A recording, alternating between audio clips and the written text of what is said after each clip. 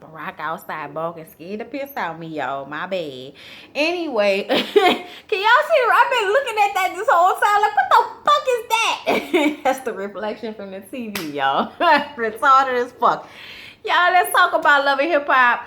Oh Lord, this was the last episode of season 6 of Love and Hip Hop New York, and I'm so glad because these hoes had me bored out my mind. Okay. So the main event of this episode was Remy and Papoose' wedding. Let's talk about some logistics. Keisha Cole was there with her crazy ass. And I was like, oh, that's cute. Keisha Cole was there. All right, bitch. All right. You look cute. Remy looks beautiful. Her dress was beautiful. The venue was beautiful. Papoose could have did without the hats.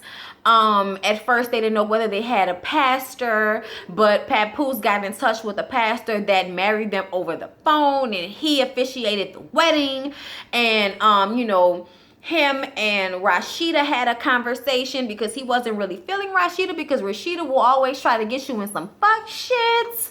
Remy had a really close and a deep conversation with her sisters, and her younger sister, who looked up to her as a mother, one of the Remishas and Remashas and Ramones or whatever these hoes names are, was just expressing that when Remy went to jail, it really fucked her up because she was angry with Remy because she was supposed to be there for her, and you made a decision to do something that made you not be able to be there for somebody that needed you. So people, were upset with Remy when she went to jail, and I think she's still refusing to see that her going to jail affected other people just as deeply as it affected her.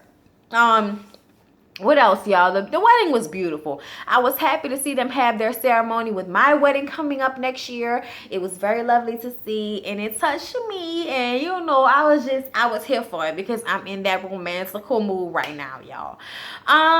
Let's see what else. Peter and Amina are there, and after Peter finishes creep squatting with the boys and explaining that getting a vasectomy is not getting your balls cut off to old dumbass fucking Cisco, that man said, I like the way, I don't think you heard me, said I like the way you move that thing, I see your body next to me. Fucking bald head majesty motherfucker. Okay, I'm gonna always think a little bitty platinum Cisco when I hear that name, god damn it. Why do you have that name? Okay, the only other motherfucker was Cisco Kid, was a friend of mine. And if you don't like old school 70s funk / rock / R&B, then you don't know nothing about war.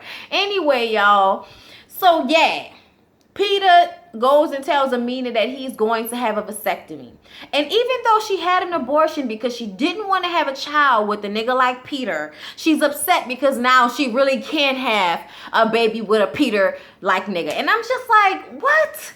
Amina? Oh my god. No, because I just killed my baby and now you're only gonna have a baby with Tara. That's exactly what she wanted. Don't get away from me. Don't talk to me. I don't want to talk to you anymore. I hate you. I don't want to talk to you anymore. You're a terrible person. Oh my god. Oh my god. And I'm just like, oh my god, bitch. Take a pill for God's sakes. There's medicine for this shit already. Mendices and Yanzi have a final dance on TV moment before he goes to jail, and just basically say how they've basically lived this year to the last drop. Okay, they have used every moment of this past year together, and they will not forget it. Okay, and she will be here in 8 years when he gets out. Okay, and they will continue their legacy, their family, and their dynasty. Okay, they're not playing with you motherfuckers. Okay. Bianca is going to take this industry by storm, okay? And she's glad that she took all of Yandy's advice, and she's really going to get it together and get back on the top of the charts for the second time. And I'm like, girl, yeah, you and them titties. Then BBOD, okay, Bad Brat bitches on deck. Back together, bitch, okay? And they gonna never break up again. And I'm like, yeah, all right, whatever, bootleg, salt, and pepper. Mariah Lynn has learned that she came from the bottom and she still ain't here. But she gonna do whatever she gotta do to take care of her meth head mama, and they look cute. Sadly, I don't know how his future gonna be, baby, okay? Like, I feel bad for the baby because you got a fucked up mama and an older sister that I don't know if she got the tools. Okay, I don't know if she had the tools. What the fuck happened to DJ Self on this last episode of, roundabouts and what we're doing at the end of the season? Like, I don't know. This season was so disorganized and so out of pocket. I mean, it was just, I don't know who produced this season, but they did a terrible job. I'm just saying. It was okay. But all together, it was confusing. It was all jumbled up. The storylines didn't have a begin, middle, and end. And I understand it's reality TV, but come on, Mona, you can do better than this, okay? Anyway, do better next season for New York, okay? Cardi is making that money. And she not signing them marriage papers yet, alright? She still gotta do what she gotta do for Cardi and make this money, alright? Okay, she got them cell phone charges popping coming out. You dig? That Cardi B mixtape, okay? What's popping? What's popping? What's popping? Oh, hey, what's popping? What's popping? What's popping? Y'all, I like her mixtape, okay? It's a mixtape, so don't be putting it on, this level up here. But I get the Trina, I get the Lil Kim, you know what I'm saying? Like, I get those influences. I like the mixtape. I've gone back to listen to the songs a couple of times. I think you should go listen to it if you haven't. She's definitely, somebody who I want to see progress, get better, and keep doing this music thing because I think she can be really great at it. I like Cardi. And I watched her Breakfast Club interview this week when the album came out, when the mixtape came out. And I want to say something because it bothers me that just because motherfuckers want to hate on you and constantly remind you that your teeth are crooked, doesn't mean that you don't go and get them fixed because you don't want to give those people like power to know they bothers you. Fuck them. You get them teeth fixed because you want television and you want to make the most out of this time that you have to make this shmoney. And the best way to make this shmoney is to get them teeth together so you can put your face on more products, okay?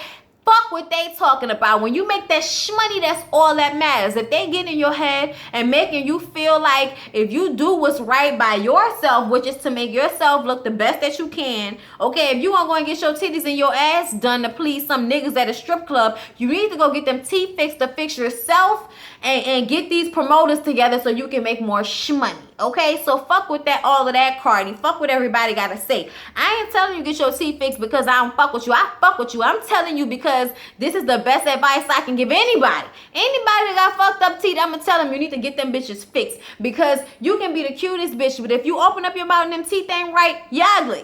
Okay? You ugly. Real life, reality TV life, celebrity life. If you trying to make some money off your looks in any type of way, your teeth need to be on point, okay? I got a wedding coming up, y'all. I keep saying that, but that's what's on my mind right now, okay? I got to get my teeth together. Got to get it white and got to get these cavities together. Got to look cute for these pictures. They're going to be on my wall for the rest of my fucking life, okay?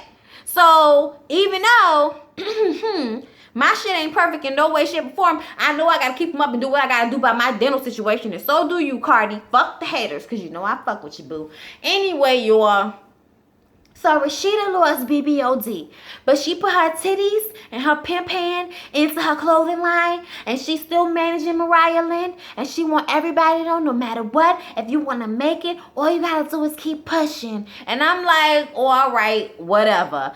Peter has a restaurant bar bullshit that he opening, and Tara is once again giving us this old sad song about how she's bringing this new baby into the world, and she knows that it's, her and Peter cannot be together, and that does not matter because she has learned something from this whole situation, and that's that she has to value herself and her child over Peter. And I'm like, bitch, that's bullshit. You want Peter, you're a crabby ass bitch that wants to keep fucking with him no matter what, and it's sad, it's pathetic, and it's gonna happen next season.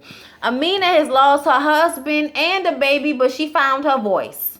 Girl, sit all the way the fuck down with that. Amina, even though I don't dislike you as much as I dislike Tara, you full of shit too. Because y'all talk that shit, but y'all go right back to fucking with Peter. I don't care what y'all saying in interviews. And I can't wait for you to drop that I'm pregnant bitch bomb on everybody on a reunion. And I'll be watching and waiting, motherfuckers. And hopefully that review will be better than this last episode review. But they ain't give me much to talk about, okay? So y'all like, comment, and subscribe.